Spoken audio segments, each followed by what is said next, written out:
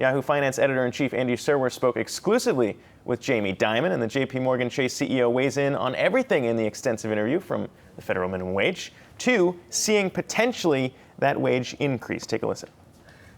Let me ask you about wages, because it's kind of a hot topic. And with all these new branches you're going to be opening up, you're going to be hiring more tellers. And then, of course, people are going to be asking about minimum wage, $15. Bank of America has now pledged $20 an hour. You guys going to match them? Yeah. So the way I look at it is that first of all, I'm in favor of general minimum wages going up. I think we got to get people more of living wage. And I think the federal maybe raises and then states should do more locally so they don't damage the economy too much. I'm also in favor of expanding the earned income tax credit so that working people get more money in their pockets by getting basically negative income tax. I'd be dramatically in favor of that. Now, we already pay minimum 16.5 to 18, so it'll be something like 18 in the city. And it may go up over time. We haven't, we look at that every year and decide how we're going to compete or not. But remember, that's already at the medium level of Americans. That's a starting job. That's a 17-year-old kid or a 22-year-old kid, and hopefully it's the first rung in the ladder.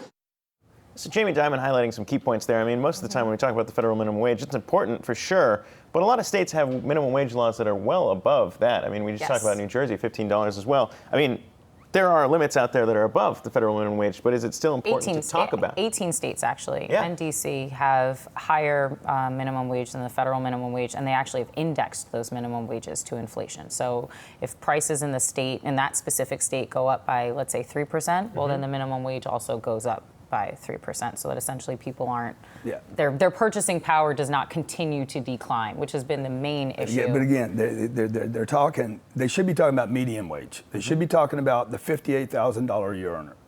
They can't pay their bills either. They're living paycheck to paycheck. So that number should be closer to 70. That is the issue. That's hundreds of millions of people, not 2 or 3 or 4 million people. Well, to that point, though, that that fight for 15, of course, that everyone has been saying. So when they calculated out how many people would be impacted by that, to your point, Grant, it's actually 40 million people. But that's not just people that have a boost in their minimum wage. It's actually, to your point, the people that are right above that minimum wage that would also naturally receive a boost in their income. Because you frequently see in an argument someone saying, oh, why should someone who works as an EMT, for example, they're only making $15 an hour. Why should someone who works at McDonald's as a cashier make the same amount as them? Well, that's actually not going to be the case. If someone at McDonald's as a cashier makes $15 an hour minimum wage, that all of a sudden the EMT stays at their same salary. You're going to see, essentially, that everyone is going to be receiving a boost. And then that's more damaging to this economy than the Chinese tariff. Raising the minimum wage is more damaging? Because the cost of goods go up, the cost of services go up. So the same people that are going to benefit from another dollar or $2 or whatever the number is will have to pay more at the store.